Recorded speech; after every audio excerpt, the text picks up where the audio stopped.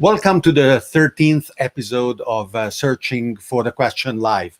My name is David Orban, and we are streaming live on YouTube, Facebook, Twitter, Twitch, where you are welcome to follow, subscribe, like, do all the things that you do at each of those platforms. There is also a page where you can get more information about Searching for the Question Live on my website, and where you will be able shortly to suggest who would you like as a guest, and then vote on those suggestions so that the most requested people bubble up, and then I can go and ask them to join us. Based on a strong request by those who watch this show, as well as follow my other content that I put out, such as The Context, my weekly segment, we created a conversational community where you are welcome to participate, where you can add your observations, ask questions, discuss, not only with me, but also with other people in the Searching for the Question community. There is a playlist of past episodes because obviously it is wonderful to be able to watch these videos as they happen. And this gives you the opportunity to ask questions to me or to our guests. But if you miss something, there's no problem. You can watch the recording afterwards, and the URL that you are seeing on the screen brings you conveniently to that playlist. You can also sign up to my newsletter. I send out one every week. And finally, I invite you to support Searching for the Question on Patreon, where you can help my team and me to produce something that is hopefully ever improving.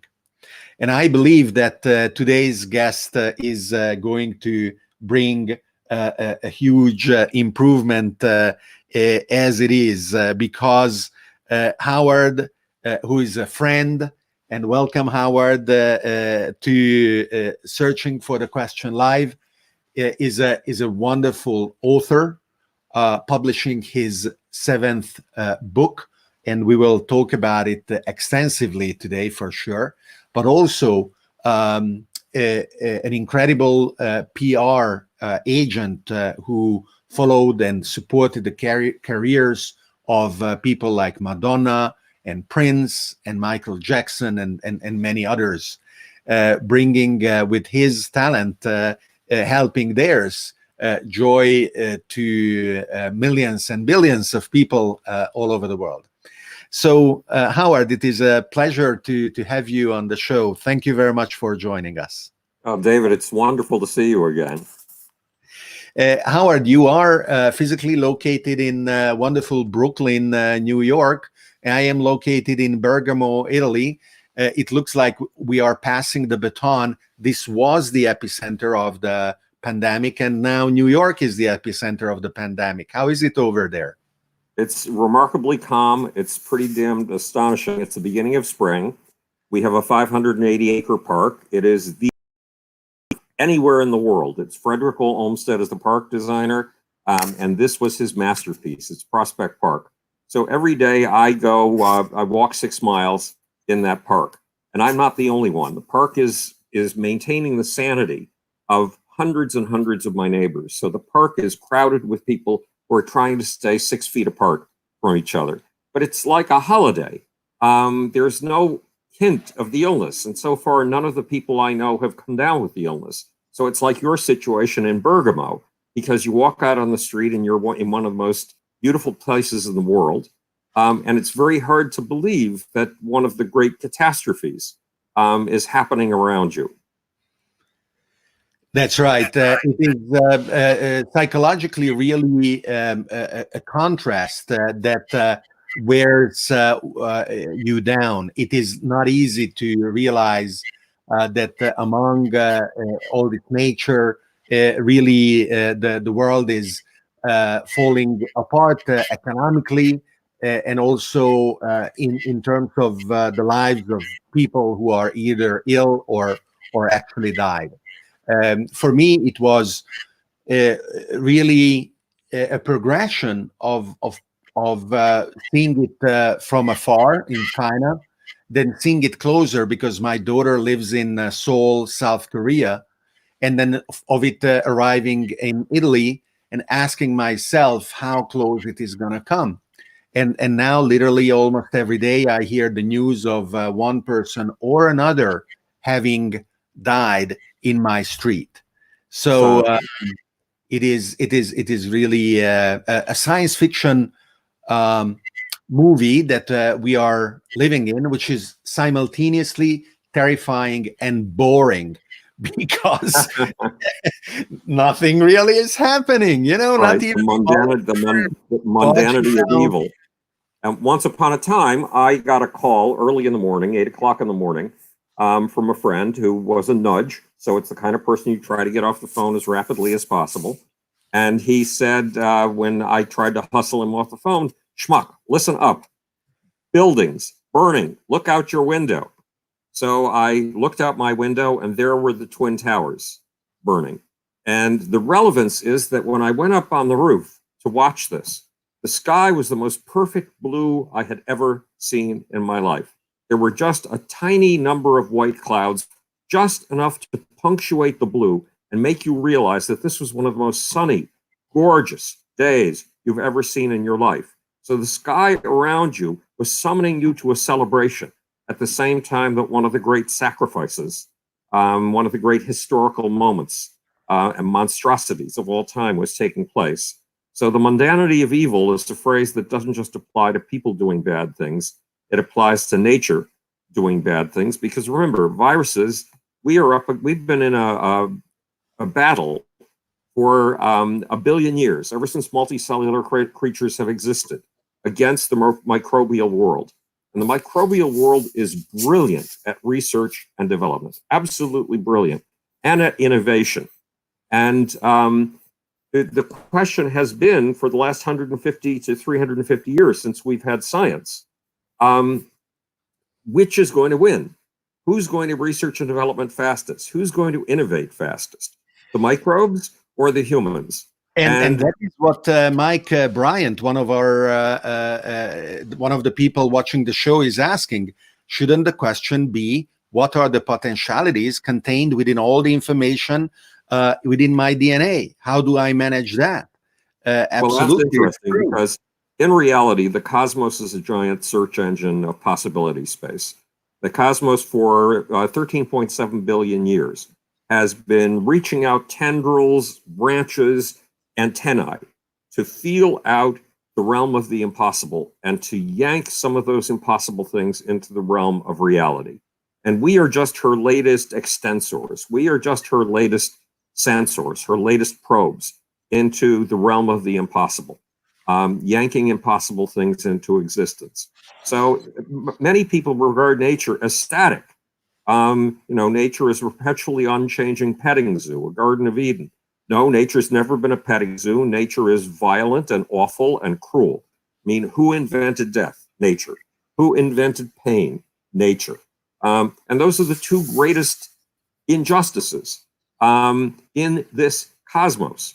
And we have been slowly but surely, hard as this is to believe, we have been slowly but surely overcoming injustice, death, and pain. For example, if you'd been born in 1850, your odds of your life expectancy would have been 38 years. If you'd been born in 2000, it would have been 78 years. That's an extra 40 years. That's more than doubling the human lifespan. So and the big difference between nature and us is that nature is amoral, not even immoral. If somebody, a human being, killed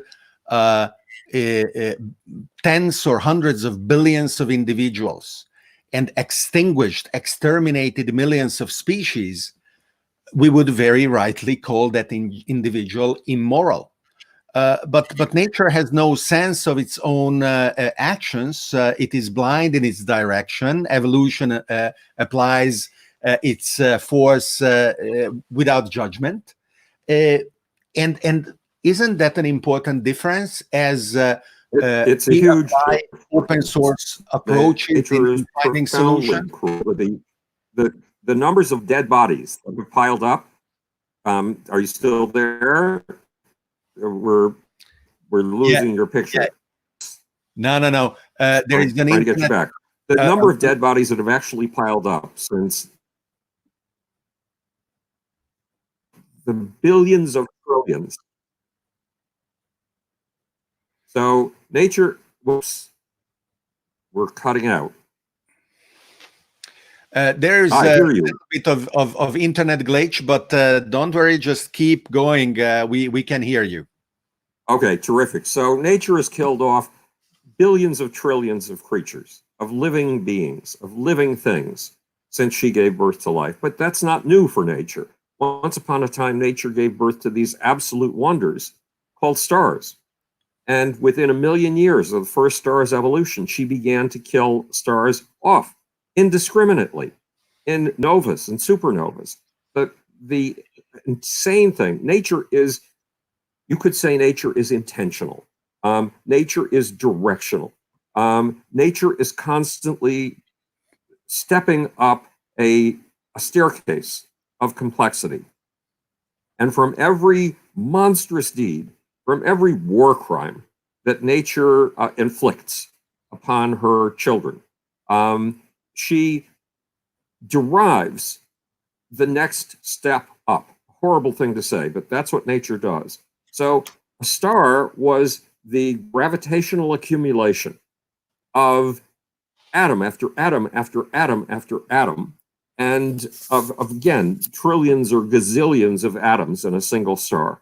And what did nature do to those atoms in her heart? She ripped them apart. And the screams of dying atomic nuclei are what we perceive as light. They're photons.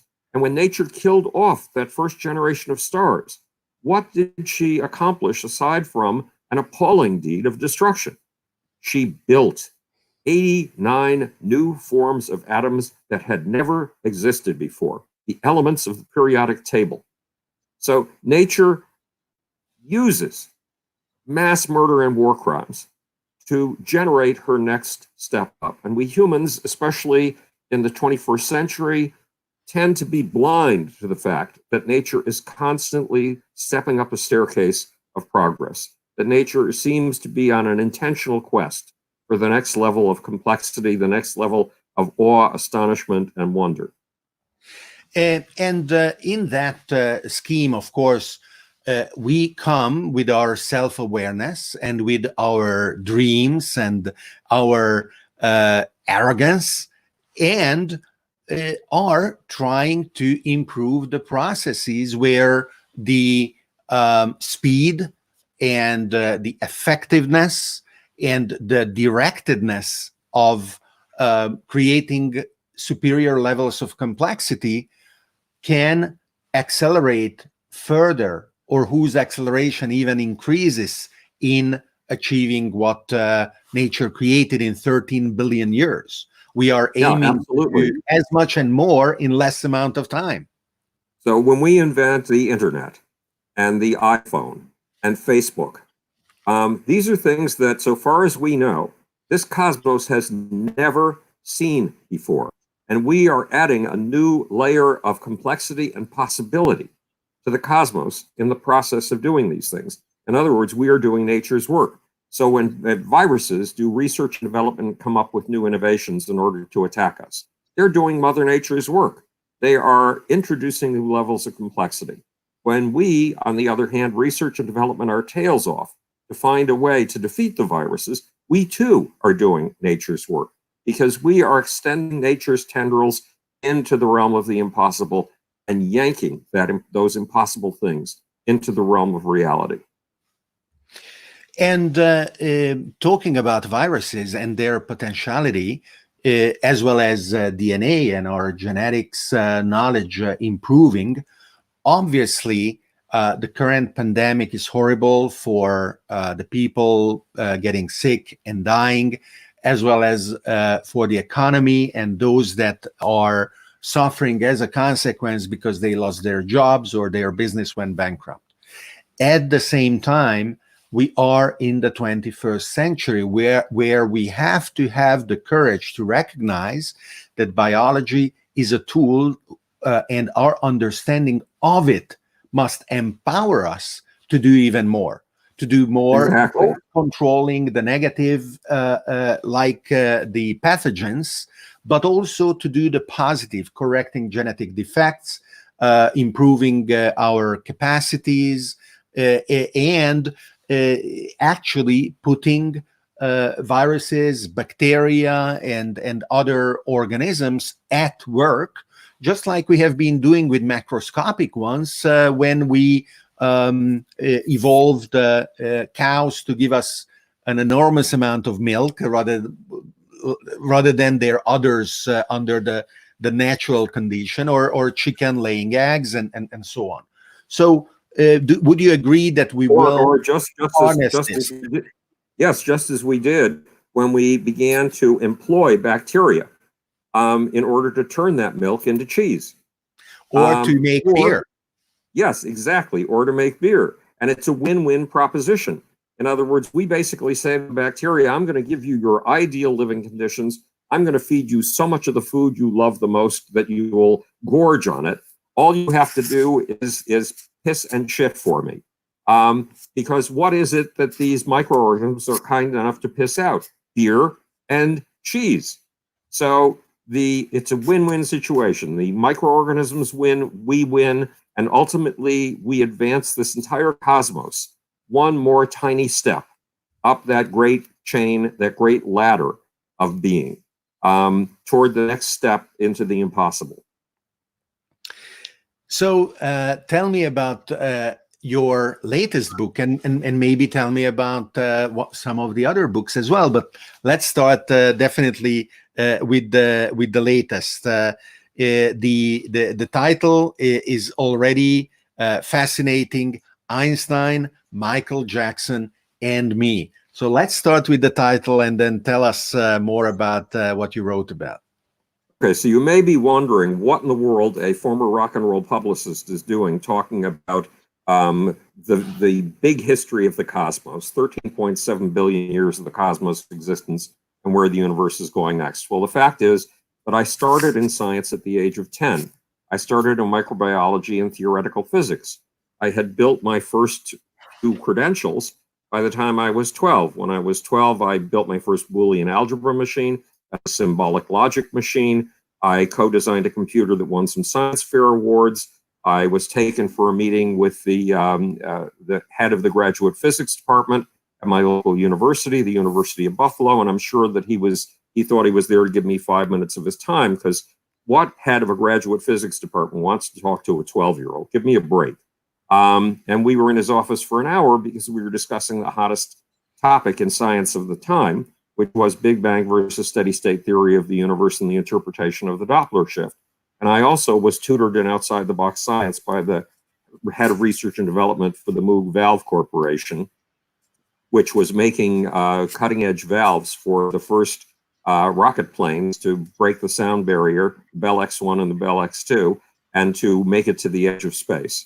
So then the question is, well, then how in the world did I get into working with Michael Jackson, Prince, Bob Marley, Bette Midler, AC/DC, Aerosmith, Kiss, Queen, Run DMC, Billy Joel, Billy Idol, Paul Simon, Peter Gabriel, ZZ Top, Joan Jett, and lots more, Earth, Wind, and Fire. The list just goes on and on. And it started when I was 12 years old, and I suddenly realized I was an atheist. And I realized that just 2 months before the high holidays. So here I am, a Jewish atheist. And my parents did not take going to synagogue very seriously most of the time, but when it came to the high holidays, they took it very seriously. So they somehow managed to get me into a suit. I don't know how, I hate suits. They got me into their car. They drove me all the way over to Richmond Avenue in Buffalo, which is where the synagogue was. And then I refused to get out of the car. Why? I'm an atheist. I'm not the least bit interested in going to one of these long and boring religious ceremonies. So as my parents were literally yanking at my ankles while I held on to the sturdy American-made door frame of our blue Fraser automobile, something occurred to me. And that is, if there are no gods in the heaven and there are no gods beneath the earth, are there gods in this scene? Yes. Gods are in my parents and their ferocious determination to get me to the synagogue. And if the gods are in my parents, then the gods are in me too. And I realized that, okay, Galileo accomplished what he did because he took an instrument that was designed for horizontal viewing to see the soldiers of the Spanish coming over the horizon, and decided to turn it in an unexpected direction. He turned it up at the sky. Anton van Leeuwenhoek, one of the co-inventors of the microscope, made his contribution by taking a lens, the same sort of thing that he used. He was a draper, and he used it to check out the fineness of the weave in the fabrics he was importing. And instead of pointing it at fabrics, he pointed it at pond water and discovered animalcules. And my task, I suddenly realized, was to turn the lens inside of us. Now, I was not original of that. Sigmund Freud had done that for a long time. And I went out in quest of the gods inside of us. I went out in quest of the ecstatic experience and how that experience is used by people like Adolf Hitler in order to change the course of history. And when I graduated from college, magna cum laude and Phi Beta Kappa, and with fellowships at 4 different grad schools in what is now called neuroscience, but then was called physiological psychology, I realized something. I was about to step into an Auschwitz for the mind. I was about to become a grad student. And I was curious about these mass passions, these mass ecstasies that people like Adolf Hitler sculpt, or today that people like Donald Trump use to sculpt the currents of history. And was I ever going to get anywhere near those things by giving paper and pencil tests to 22 college students in exchange for a psychology credit? Not on your life. So I jumped ship. I did my own voyage of the Beagle, and I went into something I knew nothing about, popular culture. And a few years later, I founded the biggest PR firm in the music industry. And it was, rock and roll is where the gods are, or one of the places where the gods are in modern society. So I ended up, by a series of accidents, exactly where I needed to be, able to study those mass passions, those mass ecstasies that are the forces of history. That is absolutely fascinating, and I want to show to our viewers the various places where they can find you.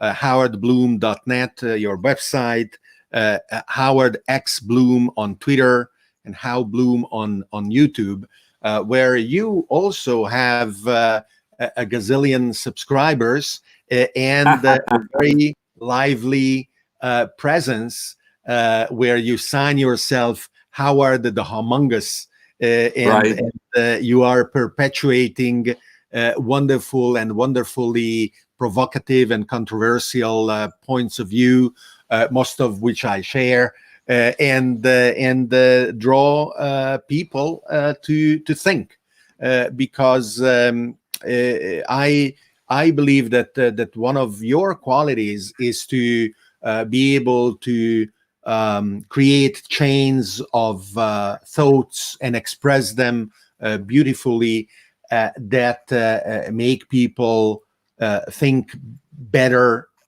make people think deeper, and in general make people think. And if we look at humans as the self-aware machine, certainly thinking is one of our most important functions, and thinking better as a consequence fulfills that function better. Now, when is the book Einstein, Michael Jackson, and Me going to come out? It comes out April 15th, which is very strange, David, because the world is in crisis right now, and there's no such thing as a bookstore. There will be no such thing as a bookstore by April 15th. And what I mean by that is the bookstores have all shut down until the COVID crisis is over. But let me say something about the COVID crisis. We are very lucky that this is not a world war. In a world war, you don't just get locked in your house. The building in which you live disappears. All the landmarks that you've known disappear. Your city becomes a rubble. People die not just by the hundreds of thousands, which is what is likely to happen with the COVID-19 epidemic. They die by the tens of millions.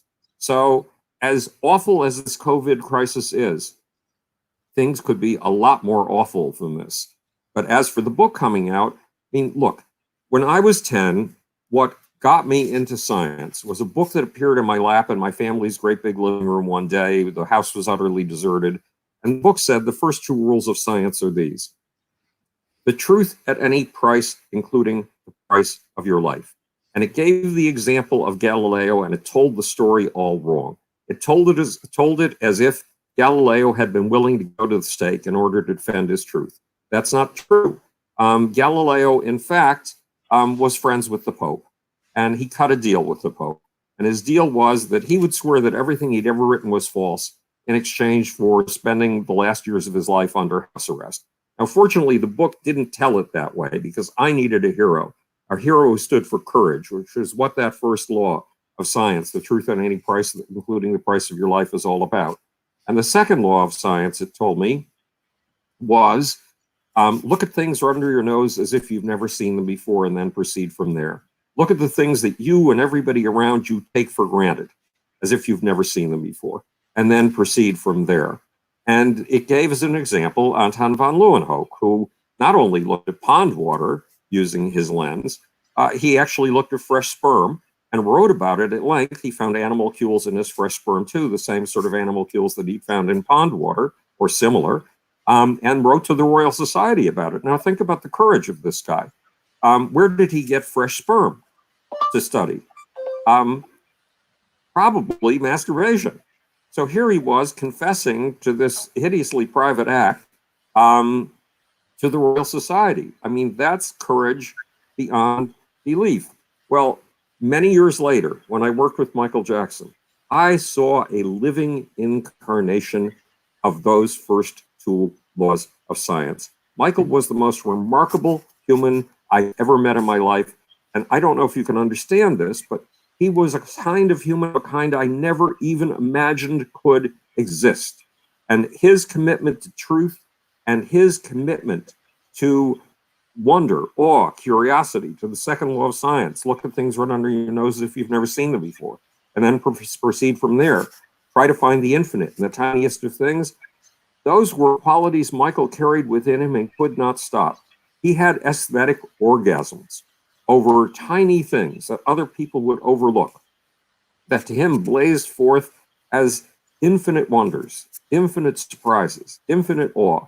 So in landing in rock and roll, I, a science thinker, turned out to be in exactly the right place to study the stuff that I wanted to study. And the stories that came out of it are fairly amazing. And those stories are the stories in Einstein, Michael Jackson, and Me, A Search for Soul in the Power Pits of Rock and Roll, along with my attempt to figure out the mystery of music, why it does what it does to us, what it accomplishes. Among other things, music helps you when you reach the age of 13 or so, and you begin to eject yourself automatically from your family, something that goes way back biologically. I mean, marmosets, for example, when they hit puberty, begin to smell bad to their parents, and their parents begin to smell bad to them. And so they basically toss themselves out of their parental group and start to establish a life with peers. And we humans do that too. But when we do that, because each generation has grown up with radically new technologies, each generation has a radically new emotional experience of the world. So as you're being ejected from your home and are ejecting yourself at the age of 13 and 14, you have a feeling that you have emotions that no one else in the world has ever had. You certainly haven't seen them expressed anyplace. And you think that you are insane and totally alone. And what does music do? A musical artist like Joan Jett, for example, comes along and expresses through music and through demeanor, through stance on stage, through the way she carries herself muscularly, expresses those very emotions that you thought made you insane. And suddenly you realize you are not alone, that you are part of a movement. So music is a galvanizer of social groups. It crystallizes the soul of entire groups. And what individual soul is and what group soul is are two of the mysteries that I pursue in this book of astonishing adventures. At least I hope they're astonishing adventures. So the place where people will be able for sure to buy the book, at least in an electronic digital format, starting April 15, is most likely Amazon. Is that right? Yes, absolutely. You can pre-order the book on Amazon right now, and you can get the print copies because the copies had come off of the printing presses before the COVID virus hit. And you can pre-order copies right now in I think it's in Kindle form now. I'm not quite sure, and they're preparing an ebook, but it's available in print within 2 weeks. Wonderful. Order it now, and you'll get it on time. And your ideas really span a lot of realms, a lot of spaces where specialists dwell. What do you say to those who feel that, and I am a much more modestly, but I am also like you in the sense of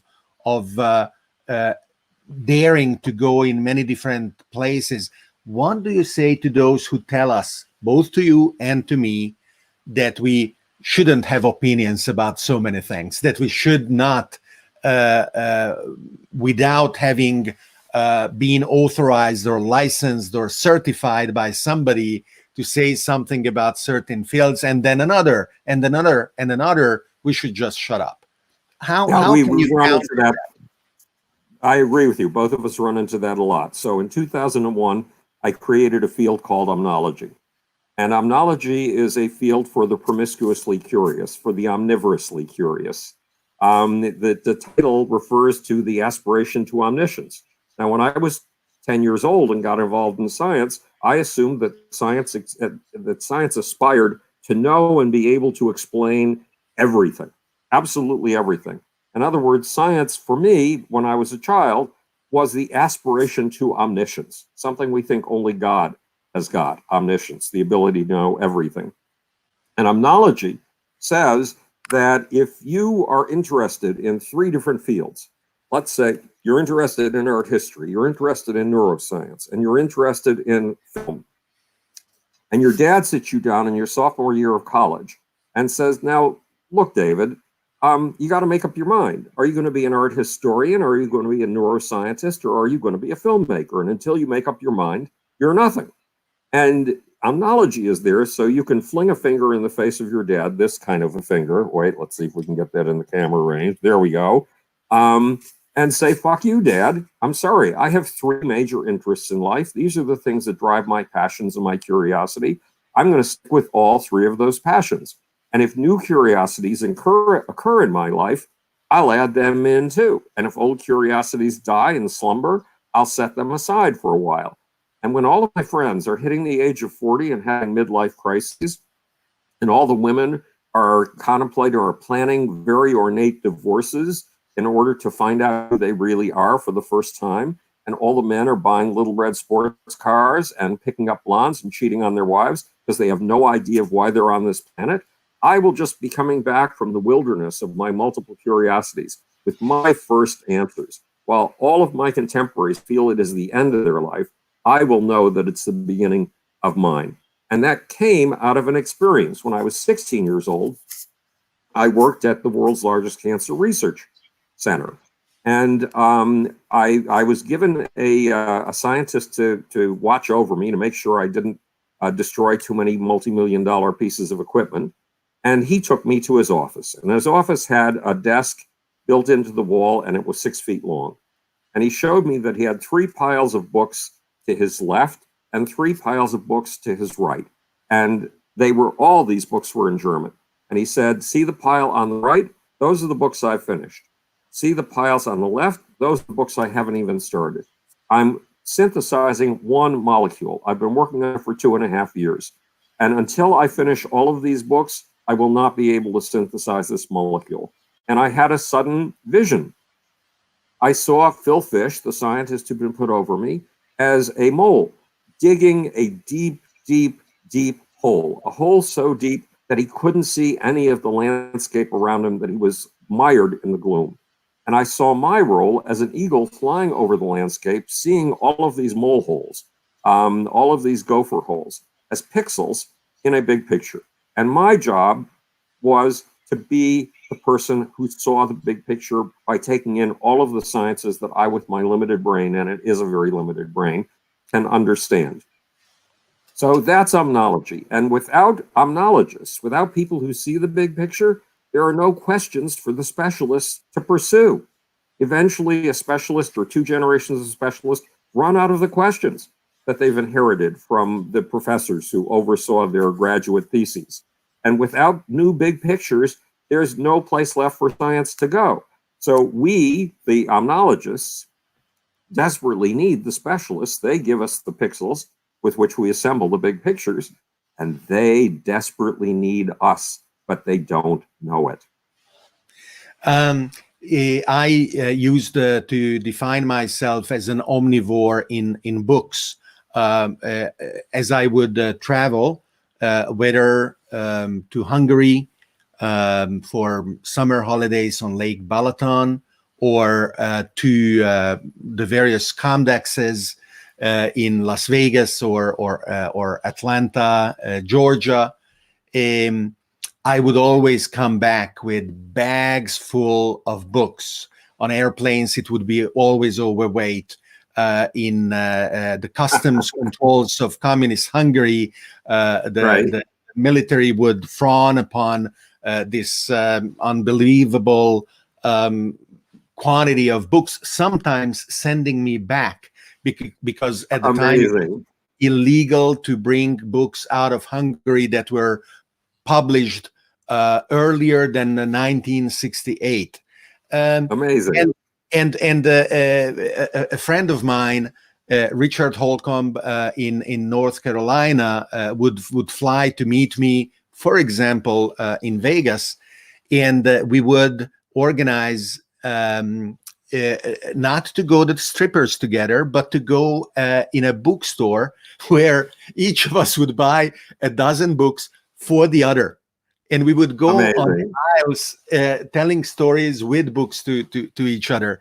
And for me, one of the bigger moments of discovering my mortality has been when I realized that I'm not going to read all the books, let alone all the books. I'm not going to read all the books I have.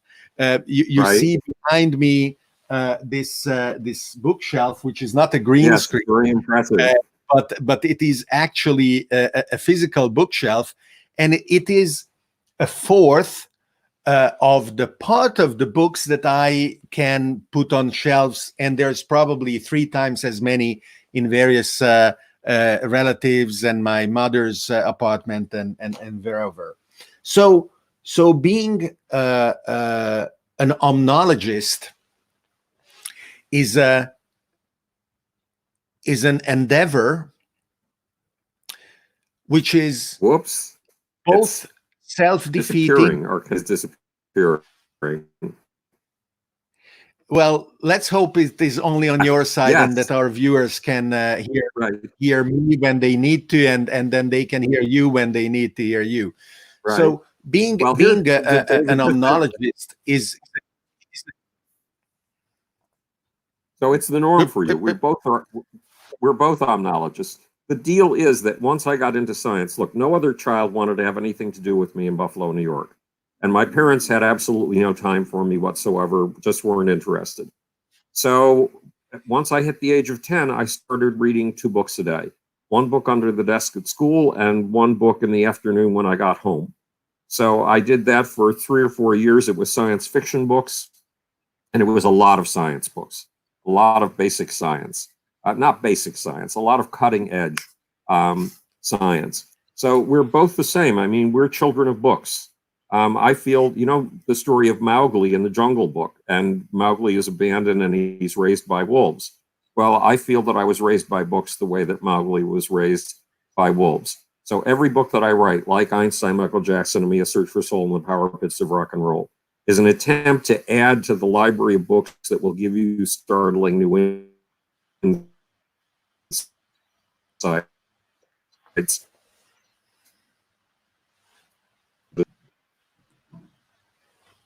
Can you still hear me?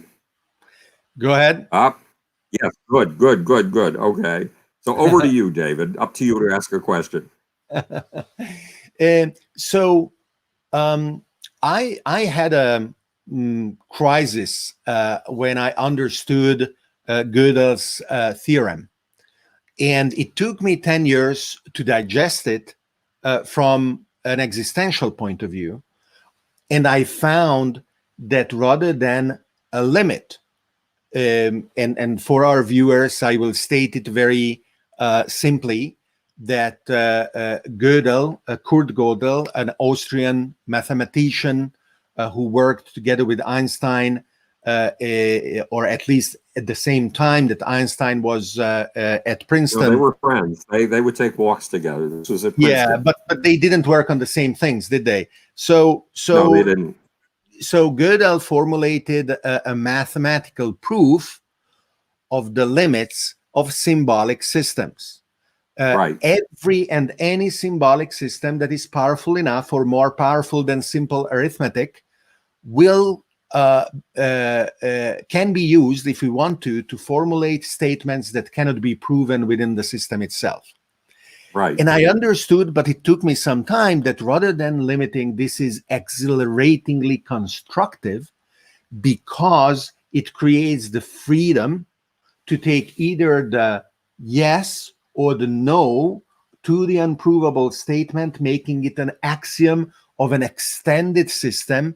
And this leads to an unending exploration of the mathematical universe, which as of right now, and it is astonishing, we still don't know why, but has this amazing feature of being applicable to the world.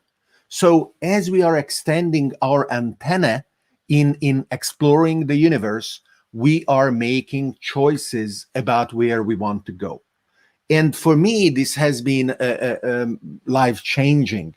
I discovered for myself, and I'm sure not the first, the mathematical roots of the importance of choosing right and choosing things that create desirable futures. Have you had similar epistemological awakenings that you remember you are still bringing in you? Well, I had a very strange kind of epistemological awakening. When I was 12 years old, a girl in my class turned her eyes in my direction, and I was startled. That had never happened before, never. And she made eye contact, which was even more startling because that had never happened before. And she said, I told my mom that you understand the theory of relativity. Well, my reputation, the kids didn't want to have anything to do with me, but they called me the sickly scientist. The only thing I had going for me was my science, and I couldn't confess to her that, in fact, I didn't understand the theory of relativity.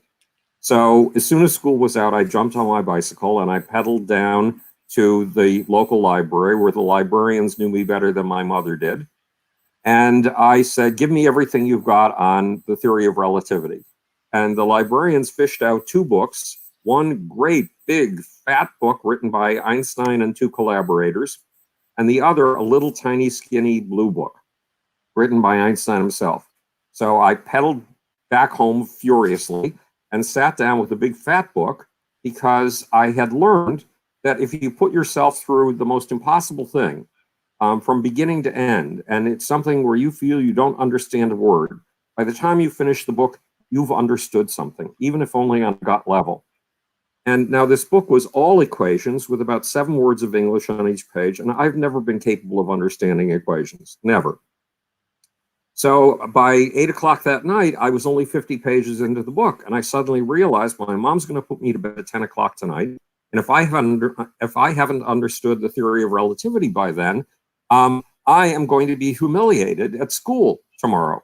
So I set aside the great big giant book with the equations and picked up the little skinny book by Einstein himself. And in the introduction, Albert Einstein said something that utterly changed my life.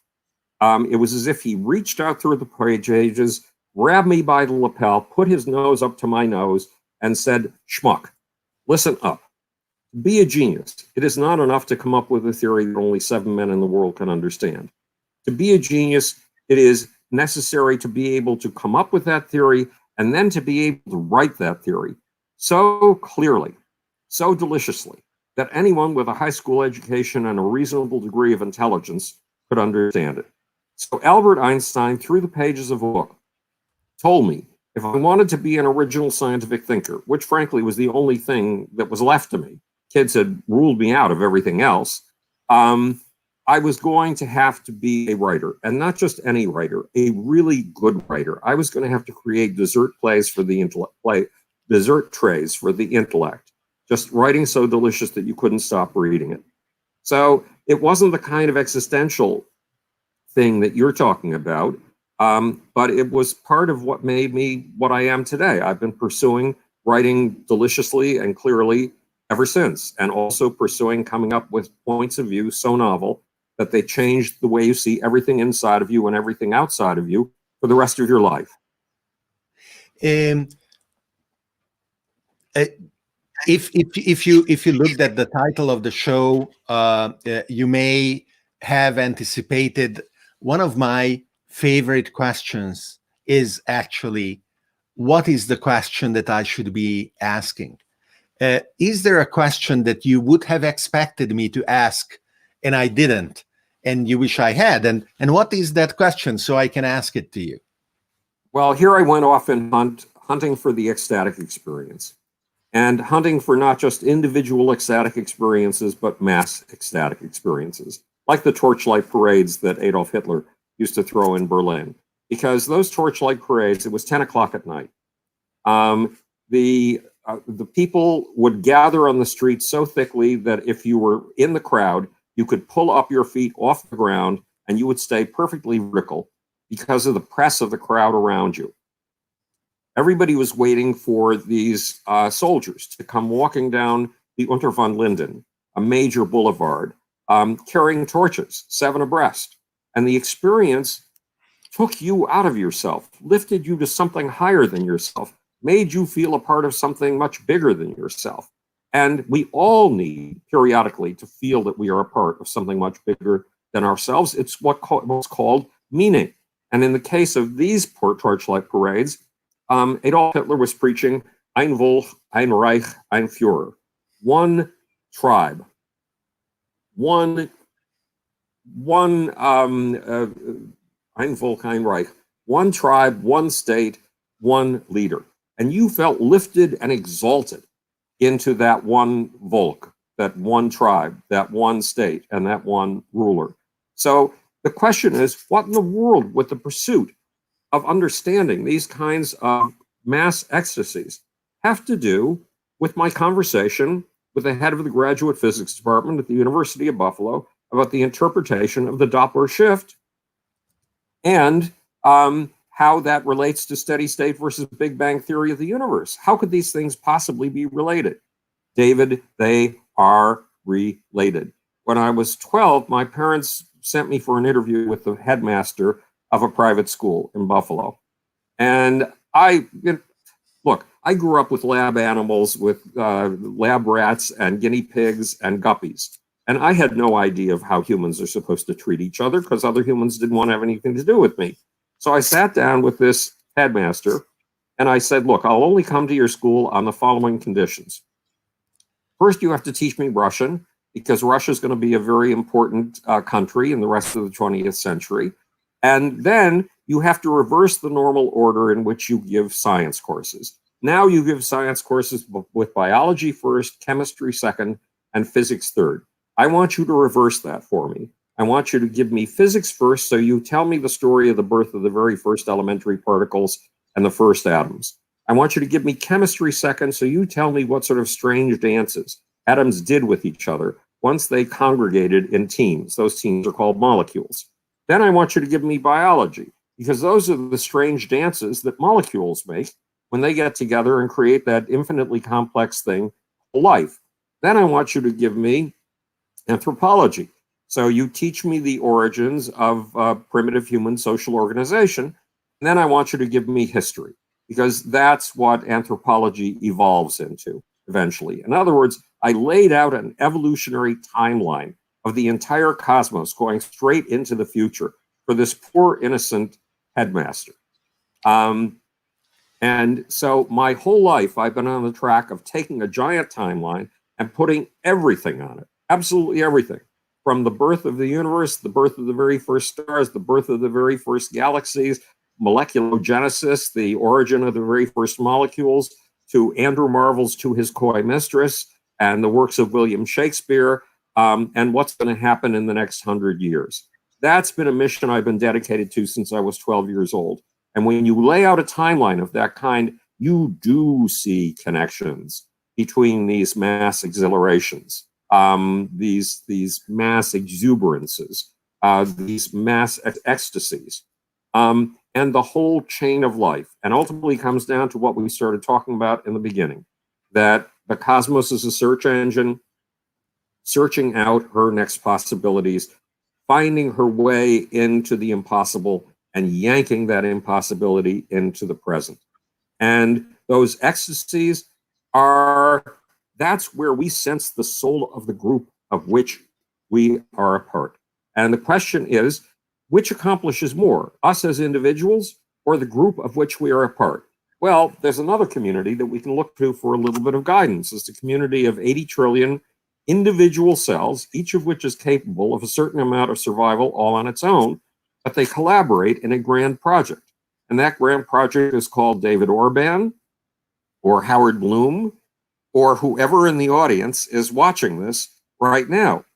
And any one of those cells, if it had cognitive powers, would have the illusion that it lives in a small neighborhood and really is on its own. Although it has quite a good deal of social contact, to say the least.